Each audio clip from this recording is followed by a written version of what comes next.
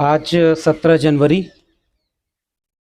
और हम अपने साथी रोहित वेमुला को याद कर रहे हैं। रोहित की सांस्थानिक हत्या के खिलाफ इस मुल्क से आज भी हम ये सवाल पूछते हैं कि जिस मकसद से, पहले तो हम ये कहते हैं कि काश रोहित ने ये कदम न उठाया होता तो हम मिलकर लड़ रहे होते, लेकिन हम जानते हैं और ये मानते भी हैं कि उसने खुद से ये कदम नहीं उठाया, उसकी सांस्थानिक हत्या की गई। और अगर वो ना होता तो हम मिल करके आज शायद नई शिक्षा नीति 2020 के खिलाफ इस मुल्क में लोगों को जागरूक कर रहे होते और इस नीति का विरोध कर रहे होते। लेकिन मुझे याद आ रहा है कि रोहित वेमुला प्रकरण के बाद पूरे देश में एक हलचल सी पैदा हो गई। वो लोग जिनकी खुद की डिग्रियां फेक रही, उनकी अपनी अकादमिक क्वालिफिकेशन का कुछ पता नहीं था, उन लोगों को इसीलिए शिक्षा मंत्री बनाया गया था उस समय कि इस मुल्क को बताया जा सके कि आप जिस पर ज्यादा नाज करते हैं हम वहां किसको बिठा सकते हैं। और संसद में इस बात पर बहस होने लगी कि रोहित वेमुला की जाति क्या है। बाकी लोग तो ये क्लेम कर रहे थे, आप तो सबको हिंदू मानने वाले लोग थे, आप इस बहस में नहीं पड़ते कि वो चाहे ओबीसी हो या दलित हो, वो था तो एक हिंदू आपकी परिभाषा में। लेकिन ये बहस नहीं हुई उस समय। कास्ट सर्टिफिकेट देखी जा रही थी, सदन में खड़े होकर बड़े बड़े भाषण दिए गए, और उस सब के बावजूद जो तमाशा था वो सार्वजनिक हुआ ही। मगर मुझे याद है कि उस आज के दिन के बाद पूरे देश में एक आंदोलन खड़ा हुआ, लोग सड़कों पर उतरे और देश भर के विश्वविद्यालयों में विरोध हुआ। रोहित के उस आखिरी खत को, जब भी ऐसा कोई दिन होता है, अनायास ही वो खत याद आता है और उसके कुछ लाइनें, मेरा जन्म ही एक दुर्घटना थी। कौन सी दुर्घटना की बात रोहित करना चाह रहा था? वो तो एक वैज्ञानिक बनना चाह रहा था। उसने लिखा भी अपने खत में कि मैं सितारों की सैर पर जा रहा हूं, लेकिन मेरा मकसद कुछ और था और लोगों ने उसे कहां पहुंचा दिया।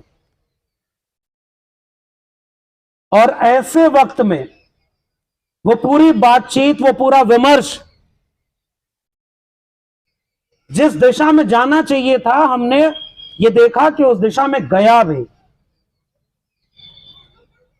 मगर न तो रोहित के उस सांस्थानिक हत्या के खिलाफ कोई ठोस कदम उठा।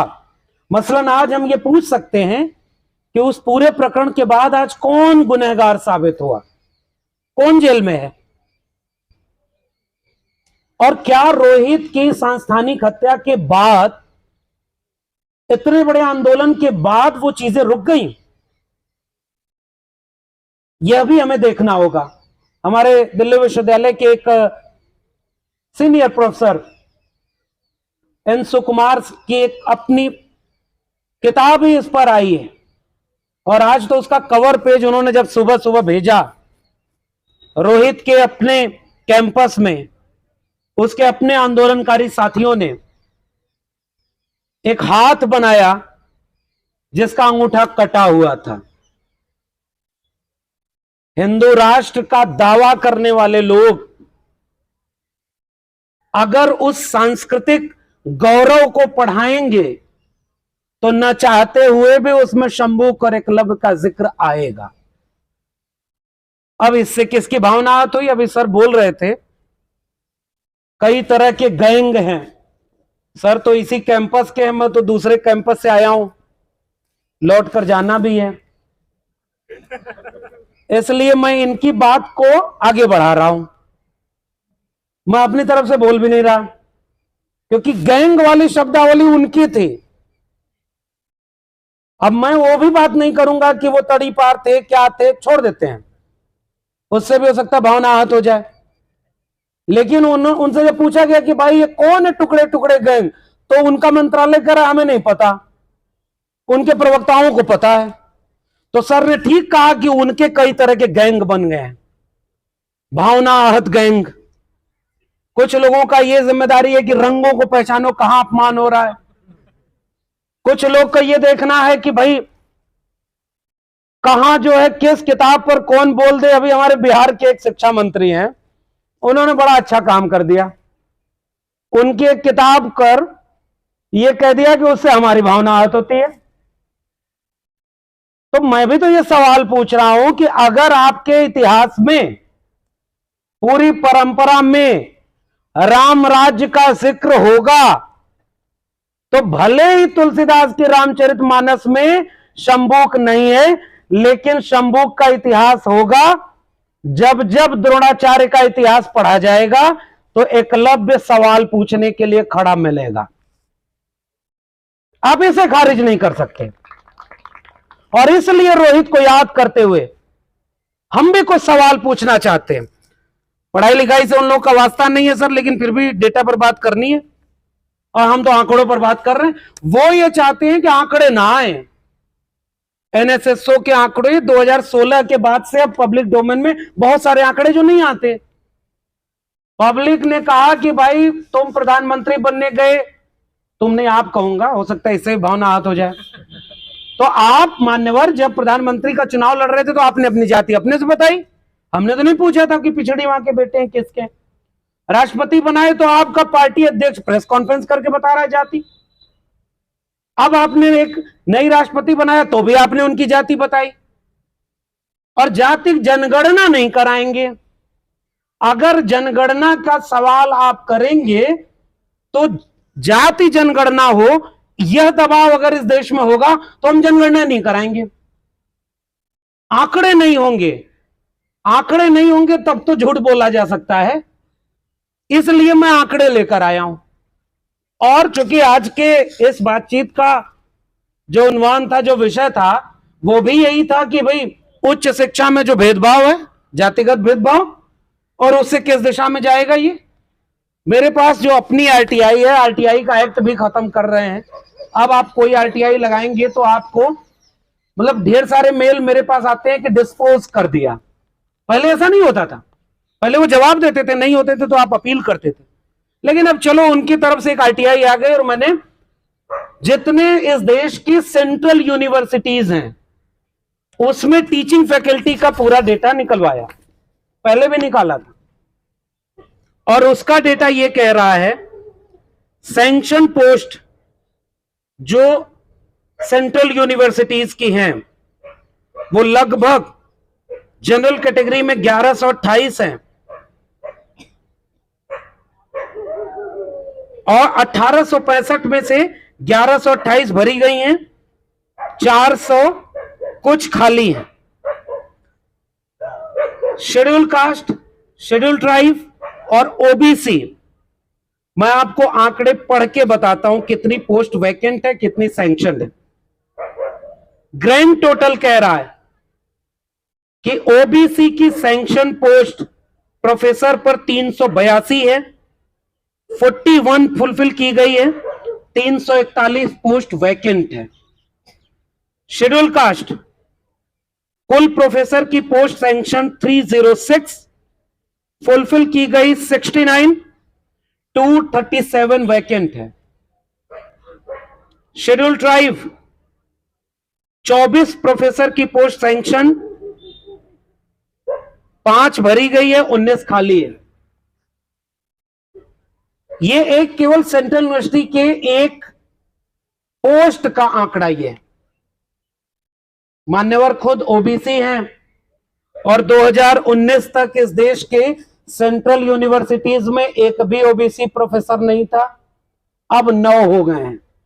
यही है न्यू इंडिया, नया भारत बन रहा है।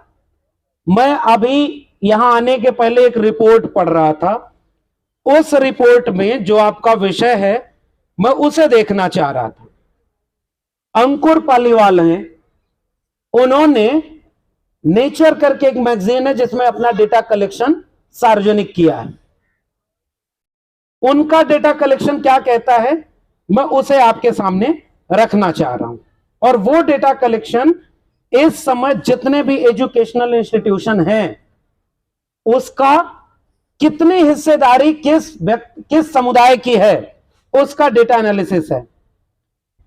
और आईआईटीज, आईआईएम, जितने भी मेडिकल इंस्टीट्यूट हैं, रिसर्च इंस्टीट्यूट हैं, उन सब का डेटा एनालिसिस आपके सामने। मैक्सिमम 12% ओबीसी हैं उस डेटा एनालिसिस में जिनको फंड अलॉट हो रहा है। 4% तक ओबीसी की भागीदारी। और सबसे खराब स्थिति इस देश में शेड्यूल ट्राइब की। कहीं भी जितना डेटा एनालिसिस है, आदिवासियों के जो गवर्नमेंट कोटा है, इसका डेटा एनालिसिस यह कहता है कि जो आर्ट के, ह्यूमैनिटीज के सब्जेक्ट हैं वहां वो 5%, 6% तक पहुंच पाए हैं। साइंस और मेडिकल, इधर वो 1% भी नहीं है।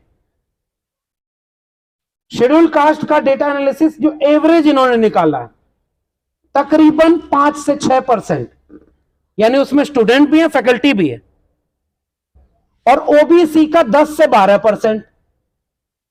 तीनों को जोड़ लिया जाए, आप देख सकते हैं, आप गूगल करेंगे, आप अंकित पालीवाल की रिपोर्ट मिल जाएगी और लेटेस्ट डेटा एनालिसिस है। आज भी इस देश के एजुकेशनल इंस्टीट्यूशन में 20% से भी ज्यादा इस तबके के लोग नहीं आए जिनकी आबादी लगभग 80% से ज्यादा है। और मुझे लगता है कि आप नया भारत बनाओगे, आप दुनिया में डंका बजवाना है, सबको हिंदू बना रहे हो, तो हम आपसे सवाल पूछते हैं कि जो हिंदू हैं उनको भागीदारी क्यों नहीं मिल रही। और अगर एक और दिलचस्प बात है, रिजर्वेशन के आने के बाद थ्योरेटिकली यह प्रूव हुआ कि जो रिजर्व सीटें हैं वो एससी, एसटी, ओबीसी की जाएंगी।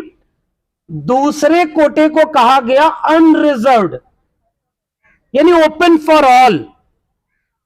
और डेटा एनालिसिस यह कह रहा है कि वो ओपन फॉर ऑल नहीं है, रिजर्व है कुछ लोगों के लिए, जिनके लिए कहा गया कि वो जाने कहां कहां से पैदा होते, उनकी किताबों में लिखा है। हम नहीं बोल रहे कि वो कहां से पैदा होते हैं, उनका विराट पुरुष के मुख से कौन, भुजाओं से कौन, मैं नहीं जानता, मैं मानता भी नहीं। यानी वो रिजर्वेशन उनके लिए। ओपन फॉर ऑल में, मैं तो दिल्ली विश्वविद्यालय से आ रहा हूं, आजकल वहां पे अपॉइंटमेंट भी चल रहा है। अब तक 700-800 अपॉइंटमेंट हो गए होंगे। और जितनी यूआर की पोस्ट है 99.999% अपॉइंटमेंट उस पर केवल अपर कास्ट के लोगों का होता है। फिर ये कौन सी कैटेगरी है जो ओपन फॉर ऑल है? एक आध कोई अपवाद छोड़ दीजिए। आपके यहां जेएनयू अभी बचा है इतना ठीक ठाक कि हम लोग यहां बात कर पा रहे हैं। मैं तो बड़ी उम्मीद से आया कि जेएनयू में ऐसी फैकल्टी कौन अभी भी है जो इस तरह से बात करने के लिए तैयार हो गए। और जब सर को सुन रहा था तो मैंने कहा भाई ये तो बहुत रेडिकल बोल रहे हैं, अभी भी बोल रहे हैं। पता नहीं क्या क्या इन्होंने गार्बेज वॉर्बेज टाइप का बोला है। भाई मैं नहीं मानता, भावना हाथ हो जाएगी, मुझे वहां तक अभी वापस जाना है। मैं आ रहा था सर, देश में क्या हो रहा है। वो एक आदमी सड़क पर, कुछ लोग लड़ रहे थे तो उनसे कहा जाओ छुड़ा दो, रुकवा दो। तो हमने कहा मैं कैसे जाऊं, मैं जानता नहीं। कहा तुम उस देश में रहते हो जहां के प्रधानमंत्री रसिया और यूक्रेन का युद्ध रुकवा दे रहे हैं, तुम उन दो लोगों को नहीं रुकवा पा रहे। मैं डर गया, भाई बदल रहा है देश, कुछ भी हो सकता है इसमें। लेकिन मैं सवाल जो कर रहा हूं वो इस देश का सवाल है, और रोहित जो सवाल कर रहा था वो भी इस देश का सवाल था। आप लाख हमें भटकाने की कोशिश करेंगे, हम ये सवाल पूछेंगे। और मैं तो ढेर सारा आरटीआई लेके आया हूं, क्योंकि हो सकता है मैं ये सवाल पूछ दूं, इसी से किसी की भावना आहत हो जाए। और बीएचयू का एक आंकड़ा है, आप कहेंगे तो उसको ऑब्जेक्टिवली बता भी दूंगा, कुछ दिन में पब्लिक डोमेन में रखूंगा उसको। 600 से ज्यादा बीएचयू के मेडिकल इंस्टीट्यूट जो है वहां का, उसमें 600 से ज्यादा सैंक्शन पोस्ट है।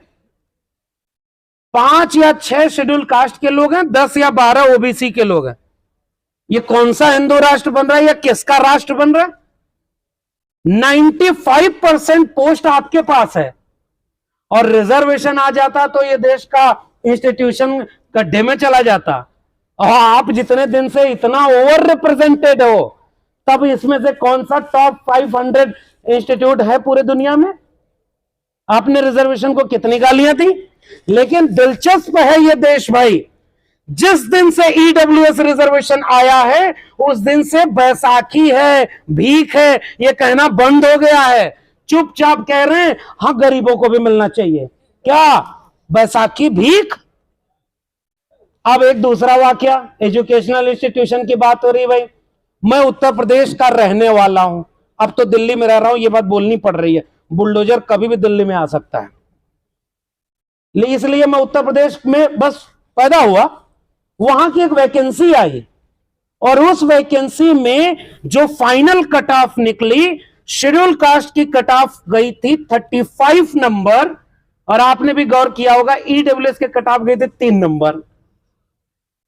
वो जो मेरिट वाले लोग थे, जिन्होंने कहा कि ये रिजर्वेशन आ जाएगा तो इंस्टीट्यूशन बर्बाद हो जाएंगे, जब उनको रिजर्वेशन मिला तो उनकी कट ऑफ शेड्यूल कास्ट से 10 गुना नीचे।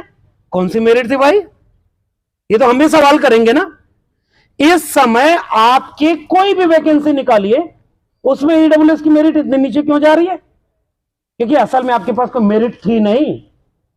मेरिट एक फेक फेनोमेना है, और कम से कम जेएनयू के लिए तो ये बात समझते होंगे। आरक्षण इसलिए नहीं कि जो वंचित शोषित जमात के लोग थे वो कमजोर थे।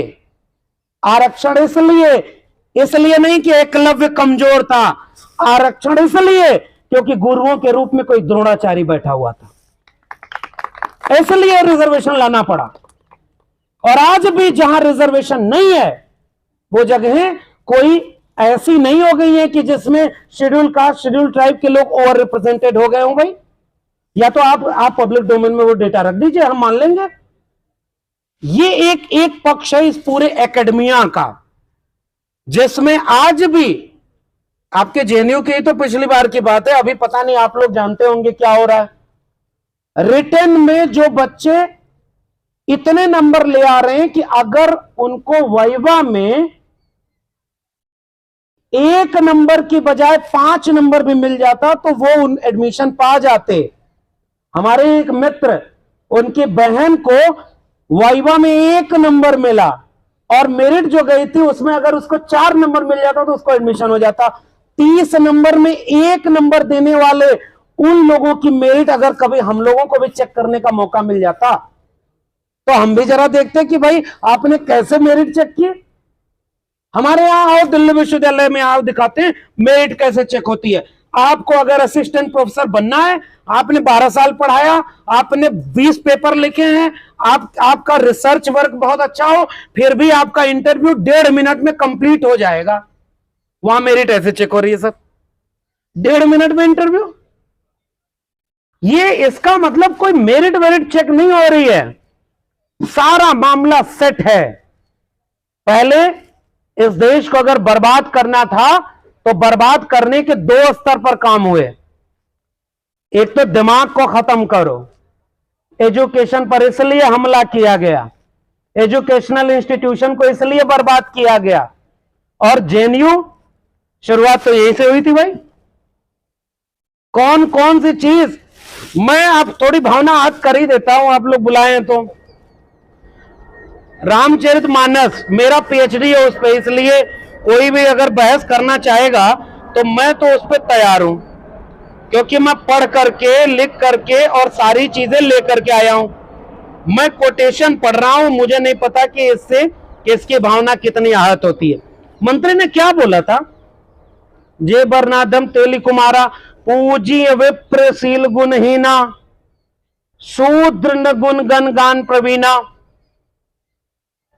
अधम जाति में विद्या पाए, भय यथा अहि दूध पिलाए। इसका मतलब समझ रहे कि नहीं?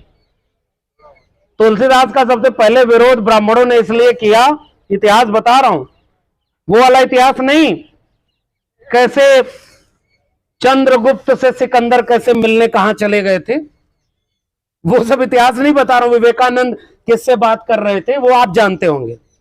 इस देश में एक ही व्यक्ति इतिहासकार है जो मन की बात करते हैं, हम लोग किताब और कलम की बात करते हैं। इसलिए उसमें क्या लिखा हुआ है, अधम जाति में विद्या पाए, भयउ अथाई अहि दूध पिलाए। सांप को जैसे दूध पिलाना होता है वैसे अधम जाति के लोगों को विद्या देना होता है। फिर इनके एक प्रवक्ता थे टीवी पर बैठे, कहे अधम जात का अर्थ यह होता है जो धर्म को न माने, जो धर्म को न माने। तो मैंने कहा कि अगर अधम से ही काम चल जाता तो जाति क्यों लगाए? इसका मतलब कुछ जातियां ही ऐसी होती हैं जो उनके हिसाब से धर्म को नहीं मानती, इसलिए तो उनका मंदिर में प्रवेश वर्जित था। और जिस समय इन श्लोकों को पढ़ने से उनकी भावना आहत हो रही है, उसी समय इसी देश में एक बच्चे को मंदिर में गलती से चला गया तो उसको इतना मारा, उसका हाथ पैर तोड़ दिया कि तुम दलित होकर के मंदिर में कैसे जा रहे हो। मैंने अपने ट्विटर पर उसे शेयर किया, मैं अलग से कोई बात नहीं कर रहा हूं, आपके देश में हो रहा है। हमारे यहां बीएचयू में एक किस्सा है, इलाहाबाद यूनिवर्सिटी का भी चलता है, आप इस किस्से को जोड़ लीजिएगा।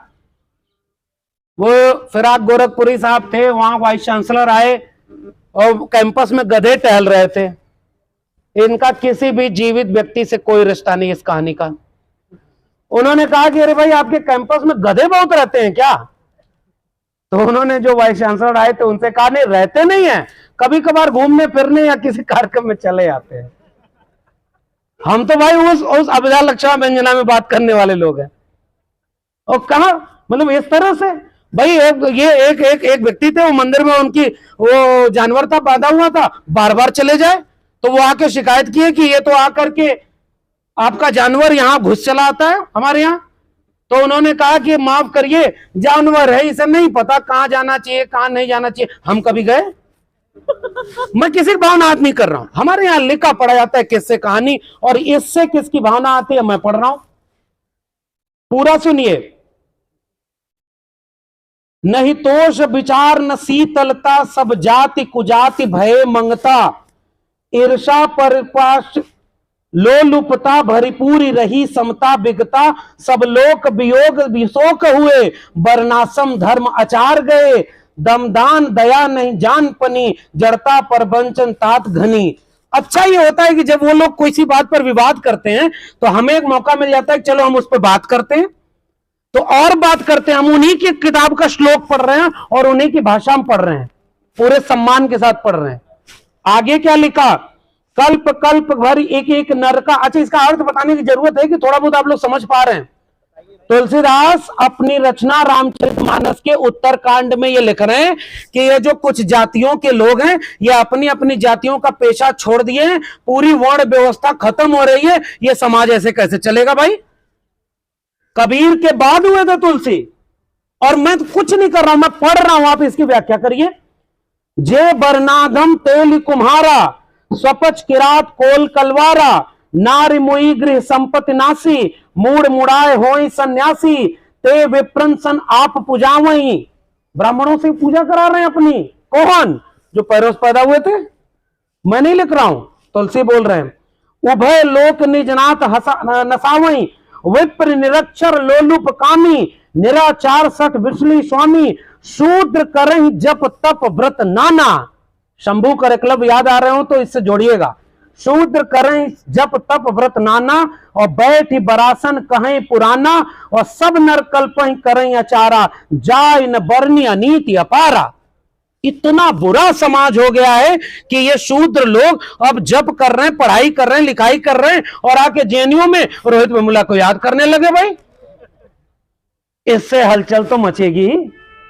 ये मैं पढ़ रहा हूं, उनकी किताब है, और इसलिए कर रहे हैं कि शूद्र दुजई उपदेश ज्ञाना, मेल जनेऊ ले खुदाना, और सब नर काम लोभ रत क्रोधी, देव विप्र सुत। अरे भाई क्या है ये?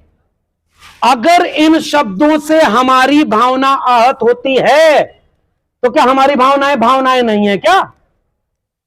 और यह सवाल हमारा मुल्क के निजामों से है। आप ताकत में हैं, संख्या में ज्यादा हैं, तो आपकी भावना भावना है। और हम ये कह रहे हैं कि अगर हम ये सवाल पूछेंगे, आप दोनों सवालों का मेरे जवाब दें। आज की डेट में आपका कोई भी एजुकेशनल इंस्टीट्यूशन जितनी जिसकी संख्या होनी चाहिए उतनी अगर हो, और ये सैंक्शन पोस्ट में 80 से 90% पोस्ट आपने शेड्यूल कास्ट, शेड्यूल ट्राइब और ओबीसी की वैकेंट क्यों रखी है? ये कौन सा नया भारत है? ये हमारी बात का जवाब दीजिए आप। आपने रिसर्च के फेलोशिप बंद कर दी। आप जाइए, जितने लोग रिसर्च कर रहे होंगे उनको भी पता होगा। आप लोग के यहां अगर आ रही होगी, हमारे यहां तो प्रोफेसर की सैलरी रुक जा रही है। वो लोग कहते हैं, जो आ रहे स्टाफ रूम में बैठ के कहते हैं, क्या बढ़िया पूरे देश में डंका बज रहा है, शेर पाला है, सब कुछ है भाई। मैं बार बार कहता हूं यार, इंसान को इंसान रहने दो। वो सब किया है, और जब सैलरी 3 दिन नहीं आई तो वही लोग परेशान हो गए, सैलरी क्यों रुक गई भाई? अरे आपकी यूजीसी जो यूनिवर्सिटी ग्रांट कमीशन था, वो बदल करके हायर एजुकेशन फंडिंग एजेंसी बन गया है। लोन लीजिए और पढ़िए और पढ़ाइए। आपको नहीं पता हेफा क्या है? आपको नहीं पता नई शिक्षा नीति में क्या हो रहा है? कितना लोन आपके विश्वविद्यालय पर आप लोग हमसे ज्यादा जानते होंगे। और ज्यादा लोन होगा तो विश्वविद्यालय कैसे यहां से एरोप्लेन पकड़ करके लंदन भाग सकता है? वो तो कोई नीरव मोदी, ललित मोदी और विजय माल्या ही होगा ना। इंस्टीट्यूशन फिर प्राइवेटाइज हो जाएगा, और यह है नई शिक्षा नीति। और इसलिए नई शिक्षा नीति का मतलब यह है कि पूरे के पूरे एजुकेशन इंस्टीट्यूशन को प्राइवेट हाथों में बेच दो। अगर नहीं भरोसा है तो पूछिए, इलाहाबाद विश्वविद्यालय में 400% जो फीस बढ़ गई, और इसके खिलाफ प्रोटेस्ट करने वाले विद्यार्थियों का, गांव गिराव कस्बे खेतों की मेड़ों से चल करके, मजदूरी करने वाले लोगों के घरों से निकल करके जब पहली पीढ़ी को लोग विश्वविद्यालय पहुंचे, तो आपने नई शिक्षा नीति में 400% फीस बढ़ा दी। किसको आप बाहर करना चाह रहे हैं एजुकेशन इंस्टीट्यूशन से? फेलोशिप आपने बंद कर दी, मौलाना आजाद के नाम पर बदल रही। आप किसी अच्छे नाम पर, अपने वाले के नाम पर रख देते, फेलोशिप बढ़ा देते। आपके पास तो इतने बड़े बड़े गुरु लोग हैं, बहुत लोग हैं, उनका सम्मान बढ़ाइए, 20-25 फेलोशिप और दे दीजिए बच्चों को। फेलोशिप का मतलब उन लोगों से पूछिए जो फर्स्ट जनरेशन के लोग हैं। वो फेलोशिप से केवल अपने ही नहीं पढ़ते, 1-2 छोटे भाई बहन अगर घर में हुए तो उनको भी पढ़ाया है। फेलोशिप का मतलब यह होता है। फेलोशिप बंद, सैलरी बंद। अब तो विश्व गुरु बनाने वाले देश में स्वयं ऐप बनेगा, 40% सिलेबस ऑनलाइन मोड में चलेगा, यूट्यूब पर पढ़ाई होगी, और शिक्षकों की नौकरी 40% नहीं होगी। यह है नया भारत। सौगंध मुझे इस मिट्टी की, मैं देश नहीं झुकने दूंगा।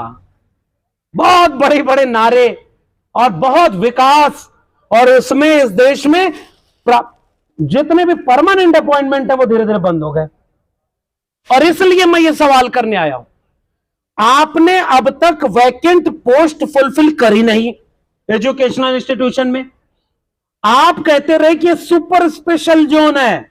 मंडल कमीशन आया इसी देश में, और मंडल कमीशन आने के बाद, मैं तो अभी भी कहता हूं साहब, भारत का संविधान या आजाद भारत के इतिहास को मंडल के पहले का भारत और मंडल के बाद के भारत के रूप में देखना और पढ़ना चाहिए। शेड्यूल कास्ट और शेड्यूल ट्राइब का रिजर्वेशन था, लोग चुपचाप रहते थे क्योंकि बहुत नाम मात्र के लोग थे। सर, जब आप लोग जिस समय आए रहे होगे वो तो और बुरा हालत रहा होगा, अपवाद में कुछ लोग आ गए। तो रिजर्वेशन जब आया तो उसका विरोध कौन किया? मंडल के विरोध में कमंडल कौन लाया? उस इतिहास में नहीं जा रहा हूं, लेकिन उस समय भी यह कहा गया था कि जो एजुकेशन सेक्टर है उसमें रिजर्वेशन नहीं लागू करेंगे, वहां तो टैलेंटेड लोग होने चाहिए। ये लोग रिजर्वेशन से आएंगे तो पेट में कैंची वेची छोड़ देंगे। अब पता चल रहा है पुल गिर गया तो अगर उसमें खोजा गया कि आजकल जैसे नहीं हो रहा है, अपराध करो तो अपराधी अगर मुसलमान है तो पूरी की पूरी कौम पर ये टीवी की बहस चल रही है कि नहीं? आज अगर ये सवाल पूछा गया, ढोल गंवार शूद्र पशु नारी सकल ताड़ना के अधिकारी, तो टीवी के एंकर वहां बैठ करके कह रहे हैं कि इसमें ताड़ना का अर्थ होता है समझना, परखना। तो हम लोगों ने भी कहा तो जहां शूद्र लिखा है वहां अपनी अपनी जाति रख लो कुछ देर के लिए, और जहां नारी रखा है वहां अपने लोगों को रख लो, फिर तुम भी परखो कुछ दिन। बहुत परखा हमने। ये नहीं है डिस्कोर्स, ये नहीं है क्या? इसका मतलब ये कि जो ताकतवर है वो डिस्कोर्स अपने ढंग से चला रहा है, और यही इस देश में हो रहा है। वो लोग इस पर कभी बहस नहीं कर रहे हैं। और एक मुझे खतरा जो नजर आ रहा है, जो मिला था वही छीना जा रहा है। इसलिए जो चाहिए था, जो लड़ाई वहां जानी थी, फेलोशिप और बढ़ाओ, एजुकेशन इंस्टीट्यूशन को और ज्यादा फंड दो। जन आंदोलनों के नारे लगा करते थे साहब, शिक्षा पर जो खर्चा हो बजट का 10वां हिस्सा हो। अब कहां चला गया? बजट तो राफेल लाने में खर्च हो रहा है भाई। एक वो चल रहा है, पानी में जहाज चला रहे थे अभी कुछ दिन पहले, कल परसों, वो छपरा में जाके रुक गया। अरे भाई आप थोड़ी गहराई वहराई नाप लेते। ये देश का विकास ऐसे ही हो रहा है, और अचानक वहां समझ में आ रहा है कि जहां कुछ बहुत जोर से नारा लगाया जा रहा हो, जिस चीज को जाकर के बहुत ज्यादा इमोशनली सेलिब्रेट किया जा रहा हो, अगले ही पल नजर रखिएगा उसे किसी प्राइवेट हाथों में बेच दिया जाएगा। अब ये इसीलिए तो किया गया, गंगा के किनारे को बेच दिया। और इसलिए हम कह रहे हैं कि एजुकेशन पर बात करना, और आज रोहित वेमुला को याद करते हुए बात करना, इन मौजूदा सवालों से बात करने का एक रास्ता और एक जरिया है। अगर हम ये सवाल नहीं पूछेंगे कि ये फेलोशिप क्यों बंद हो रही है, अगर हम ये सवाल नहीं पूछेंगे कि फीस क्यों बढ़ाई जा रही है, अगर हम ये सवाल नहीं पूछेंगे कि ये हेफा बनाकर लोन पर पूरा इंस्टीट्यूशन क्यों चलाना चाह रहे हैं, और तो और बड़े बड़े वाइस चांसलर और प्रोफेसर भी झंडे का रंग देख करके अगर आप रख रहे हैं, तो इसका भी सवाल तो हम पूछेंगे। वो हमारे यहां एक अपॉइंटमेंट हुआ, मैं नाम नहीं लूंगा, हम व्यक्तियों की बात नहीं करते, प्रवृत्तियों की बात करते हैं। वो उनसे पूछा कार्ल मार्क्स और लेनिन में क्या अंतर है, पॉलिटिकल साइंस का था सर। उन्होंने कहा वही 19-20 का अंतर है। तो उसने हाथ जोड़ के कहा कि बढ़िया हुआ माओ नहीं जोड़े, नहीं तो तुम कहते 19-20-21 का अंतर है। और ये चुटकुले नहीं है। हमारे दिल्ली विश्वविद्यालय में 5000 से ज्यादा एडहॉक टीचर हैं, और कह दूं कि मैं भी वही हूं, परमानेंट नहीं हूं। हमारे एक बार प्रिंसिपल ने किसी से उसको उनको भेजा, जाओ स्टाफ रूम में देख के आओ कितने टीचर बैठे हैं। वो लौट के आके बोला, कहा टीचर नहीं बैठे हैं, 2 एडहॉक बैठे हुए हैं। ये हालत आपने एजुकेशन इंस्टीट्यूशन की बना दी। और पता है अब गेस्ट पर अपॉइंटमेंट हो रहे हैं, फिक्स सैलरी, कोई परमानेंट अपॉइंटमेंट नहीं। बनाएंगे विश्व गुरु, और गुरु होंगे ठेके पर। इसलिए हमने एक टर्म इजाद किया, ठेके पर प्रोफेसर। और हायर एजुकेशन का या किसी भी तरह के एजुकेशन सिस्टम का सबसे बड़ा क्राइसिस इस समय यही है कि आपने पूरे सिस्टम को बेच दिया है। पहली पीढ़ी के लोग तो अभी आना शुरू हुए थे कायदे से, अभी तो इन्हीं विश्वविद्यालयों की 4 दीवारियों पर अभी ये नारा शुरू ही हुआ था, ब्राह्मणवाद की छाती पर बिरसा फूले अंबेडकर, नहीं रहेंगे अब दबकर बिरसा फूले अंबेडकर। अभी कुछ दिन चलने तो देते। ये सवाल था। और मैं अभी भी कह रहा हूं, आप अंकित पालीवाल की रिपोर्ट पढ़िए साहब। 2022-23 में 20% से भी ज्यादा रिप्रेजेंटेशन अभी उस कम्युनिटी का है ही नहीं जो इस मुल्क में 80 से 90% कमेरा लोगों की है। फिर ये सबके इंस्टीट्यूशन कैसे हुए? मुझे लगता है कि रोहित और इसके साथी ये सवाल करते हुए सांस्थानिक हत्या के शिकार रोहित वेमुला को कराया गया। रोहित यही तो सवाल कर रहा था, और रोहित का सवाल यही था। फेलोशिप वहां भी रोकी थी ना। आज तो जाने कितने मैं इलाहाबाद विश्वविद्यालय में पढ़ा हुआ हूं, और जो भी जिसको दिखता है ना नया भारत बन रहा है, वो जाकर देखे वहां किस कमरे में पढ़ते पढ़ते कौन बच्चा फांसी लगा करके मर रहा है। उस पर तो कोई डिबेट नहीं होगी इस देश में। इस देश में रोजगार और शिक्षा पर बहस ही नहीं है। इसीलिए क्योंकि रोहित एक्ट नहीं बनेगा, कोई भी विद्यार्थियों और नौजवानों की समस्या पर बात नहीं होगी। क्योंकि देश में हिंदू खतरे में है, रंग खतरे में है, उनका धर्म खतरे में है, उनकी कुर्सी खतरे में है, और यहां पीढ़ी दर पीढ़ी लोगों का भविष्य खतरे में है, शिक्षा खतरे में है, स्कूल कॉलेज विश्वविद्यालय खतरे में है। इस पर कोई बात नहीं होगी। और इसलिए यहां पर खड़े होकर रोहित वेमुला को याद करते हुए हमें वो सारे जोखिम उठाने पड़ेंगे जो आज अगर नहीं उठाए गए तो आने वाली पीढ़ियां हमें माफ नहीं करेंगी, क्योंकि हम तो इंस्टीट्यूशन में है ना, अभी हम तो इन्हीं रास्तों, इन्हीं सीढ़ियों पर चल करके आए थे। और आज आप इन सारे इंस्टीट्यूशन का डिटेल एनालिसिस कर लीजिए, और शोध होगा तो सवाल होंगे, शोध होगा तो नागरिक पैदा होंगे, शोध होगा तो वो नागरिक आपसे भी सवाल करेंगे। इसलिए नहीं, ठंडी कम नहीं हो रही है, हमारी ठंडी को महसूस करने की क्षमता बढ़ रही है, तो देश को यहां पहुंचाया जाएगा। रुपया गिर नहीं रहा है, डॉलर मतलब ऐसे ही ना। वो लहसुन प्याज नहीं खाने वाले लोग यही ना बता रहे थे, मैं नहीं जानता, आप लोग बताइए। आप तो अभी भी बहुत बदनाम करने के बाद भी देश के पहले इंस्टीट्यूट तो शायद हैं ही। इसलिए मेरा गुजारिश, मेरा कहना यह है कि हायर एजुकेशन, और अभी हम केवल हायर एजुकेशन की बात कर रहे हैं, आपने जो विषय दिया था कि हायर एजुकेशन में डिस्क्रिमिनेशन, मैं प्रोफेसर एन सुकुमार की उस किताब को जितना हमने देखा बाहर से, अभी पूरा आप उसका एनालिसिस करिए। कास्ट वार डिटेल एनालिसिस है कि जातियों को देख करके आज भी इंटरव्यू और वाइवा में नंबर घटाए या बढ़ाए जाते हैं। अगर ये गलत है तो साबित कर दें और पब्लिक डोमेन में ले आइए और कहिए कि हम जातिवादी नहीं हैं। अगर आप इस तरह से नहीं करते तो आपको कबूल करना पड़ेगा। हमारे यहां विश्वविद्यालय में सर सिलेबस चेंज हुआ, ये आया है ना FYUP 4 साल का पाठ्यक्रम, इसमें भारतीय संस्कृति और परंपरा पर एक पाठ्यक्रम बनाया गया है। भारतीय संस्कृति पढ़ाएंगे, अच्छी बात है भाई, हम भी तो भारतीय हैं। हमसे ज्यादा भारतीय कौन? इस देश के 80% कमेरा लोग जो schedule caste, schedule tribe, OBC, Pasmanda में आते हैं, इस मुल्क की महिलाएं, उनके हाथों ने श्रम करके इस देश और दुनिया को रहने लायक बनाया। और आप उन्हें कौन है जो राष्ट्रभक्ति और देशभक्ति और इन चीजों का सर्टिफिकेट दे रहे हैं? कुम्हारों, लोहारों, बढ़ई, नाई, मोची, मल्ला, निषाद, इन जातियों ने शोध किया, तब जाकर के इन जगहों पर तमाम तरह के शोध हुए। आपने एजुकेशनल इंस्टीट्यूशन में उनको बाहर कर दिया। जिनका ब्रेन कभी श्रम करके काम करने का नहीं था, वो जब एजुकेशन इंस्टीट्यूशन में आए तो वहां रिसर्च नहीं हुआ, इसलिए आपके इंस्टीट्यूशन दुनिया के टॉप इंस्टीट्यूशन में नहीं है। हमारा तो आरोप है आपके ऊपर। किस मिट्टी से कपड़ा साफ किया जाएगा, यह किस जाति का व्यक्ति बता सकता था?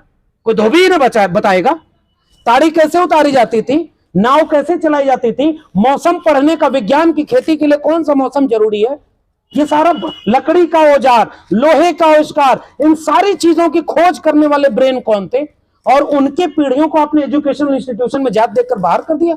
और आज आप परेशान होते हैं कि रिजर्वेशन आ जाएगा तो इंस्टीट्यूशन खराब हो जाएंगे। जिन जगहों पर नहीं रिजर्वेशन है, Ashoka, Galgotia, lovely professional university, वो कहां खड़े हैं आज? हम तो ये सवाल पूछेंगे ना आपसे। मीडिया में आपने कोई रिजर्वेशन नहीं दिया। न्यायपालिका, हम तो अब बोलते ही नहीं, उन्हीं के उपराष्ट्रपति और कौन कौन लोग बोल रहे हैं। मतलब उपराष्ट्रपति तो सबके हैं, नहीं तो इसमें भावना हाथ हो जाएगी। लेकिन वो ये बात पूछ रहे हैं ना, और आपकी रिपोर्ट करिए कि 2018 से 2022 के बीच जितने जज हाई कोर्ट में नियुक्त हुए, उसमें 80% से ज्यादा केवल अपर कास्ट हैं। कहां गई हिंदू एकता? हिंदू तब बनाएंगे जब वोट लेना होगा। हम आपसे पूछ रहे हैं, डाइवर्सिटी रिपोर्ट कहां है? और डाइवर्सिटी रिपोर्ट अगर नहीं है तो फिर रोहित वेमुला या इस तरह के जितने भी लोग, डॉक्टर पायल तड़वी, रोहित वेमुला, तमाम ऐसे लोगों की फहरिस्त है जिनको एक कहानी है, मैं आपको सजेस्ट करके जा रहा हूं।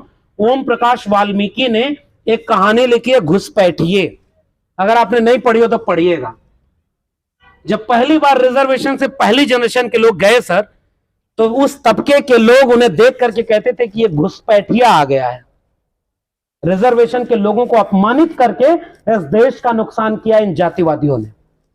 और इसलिए हम रोहित वेमुला को याद करते हुए कई सवाल एक साथ उठा रहे हैं। पहला सवाल, रोहित एक्ट का क्या हुआ? कौन गुनहगार था? और अगर कोई गुनहगार नहीं था तो रोहित की सांस्थानिक हत्या क्यों हुई और उसके बाद वो हत्या रुकी क्यों नहीं? दूसरा सवाल कि जिन एजुकेशनल इंस्टीट्यूशन से देश और दुनिया का भविष्य बदलता, उसे आप बर्बाद करने पर क्यों तुले हैं?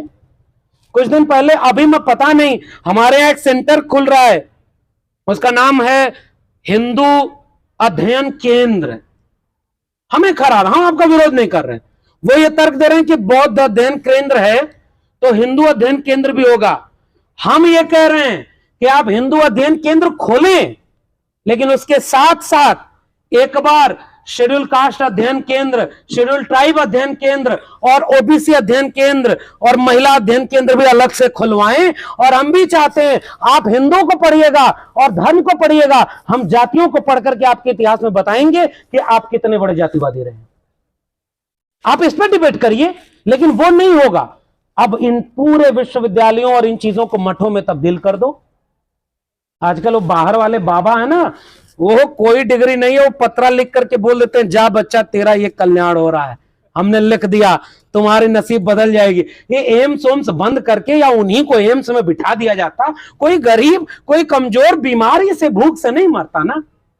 ये सब इसलिए इस देश में चल रहा है क्योंकि एजुकेशन चौपट की जा रही है। इसलिए हमारी गुजारिश इस बातचीत के जरिए जितने भी लोग हैं, जेएनयू तो इस बात के लिए लोगों में प्रसिद्ध था कि यहां पर डिबेट, डायलॉग और डिस्कशन होता था। हम लोग भी अपने यहां चाहते हैं और देश के बाकी जगहों पर भी चाहते हैं डिबेट, डायलॉग, डिस्कशन होता रहे। लेकिन हम इसीलिए उन लोगों को कोई दुश्मन मान के नहीं कह रहे, हम तो ये कह रहे पढ़ने दो, बस पढ़ने दोगे तो नई पीढ़ियां आएंगी, वो आपसे सवाल करेंगी कि भावनाएं केवल आपकी आहत इसलिए होती रही क्योंकि आप ताकतवर थे, कमजोर की भावना का कोई कीमत नहीं थी। हम तो समाजवादी आंदोलन का नारा 100 से कम न 1000 से ज्यादा, समाजवाद का यही तकाजा, दुनिया के ग्लोबल एक आइडियोलॉजी के रूप में हम उसे देखते हैं। मिटे गरीबी और अमीरी, मिटे चाकरी और मजबूरी, एक बराबरी का समाज बनाना है, वो काम एजुकेशनल इंस्टीट्यूशन करते। और हम जानते हैं कुछ समय पहले लोगों ने जगह जमीन गिरवी रख करके अपनी फर्स्ट जनरेशन वाले लोगों को पढ़ाया है।